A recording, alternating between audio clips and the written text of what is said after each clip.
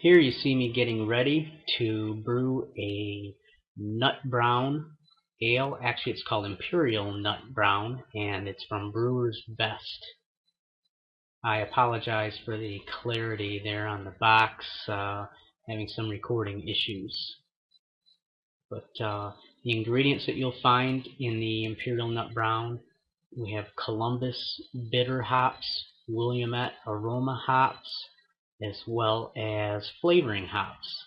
Sometimes you don't find 3 types of hops in a beer kit, so that's kind of nice. Also have crushed chocolate and caramel grains, which we're dropping into the pot right now. Before brewing, you have to make sure that everything is absolutely clean.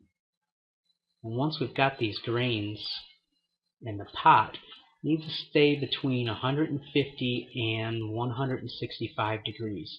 Otherwise you'll leach tannins into the wort, and you definitely do not want to do that. Here are some of the other ingredients. Take a look at. We have malt extract, and that's in liquid form. There's a couple of bottles of that, as well as the dried malt. And here we have maltodextrin. All of this is going to go into the pot, but first what we do is we throw the liquid malt in some hot water, so we kind of make it a little bit thinner, easy to pour in the pot. At this point we've got the dried malt, the liquid malt, and the maltodextrin in the pot, and we need to get it to a boil, pretty much a rolling boil. And right now you can see that we are starting to boil. So everything is looking good. This whole process takes about, well, for me it takes 3 hours.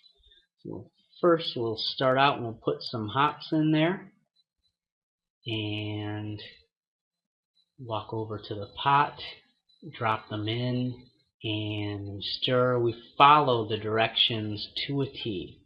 So want to make sure we get the hops in there, stir everything around, get it so it's in a rolling boil, and make sure that we do not have the wort go over the sides of the pot. Okay, I think this is a 20-quart pot if I'm not mistaken. Now we're putting the aroma hops in. I think the first hops were in for about 15 minutes. The aroma hops, I believe, are 5 minutes. I don't have the directions in front of me. So we'll just put that in and stir. And in the meantime, we need to get our sink full of ice and water, because here's the deal. Once it's up to a rolling boil, it'll be probably close to about 200 degrees as we end that boil. And we need to get the wort chilled down to about 70 degrees as quickly as possible.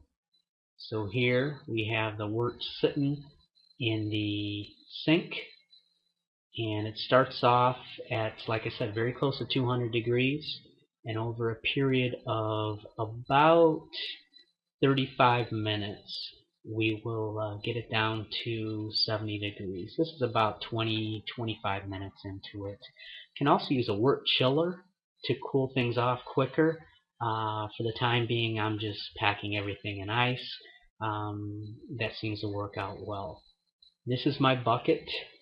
It's well over 6-gallon bucket, and everything is in there now.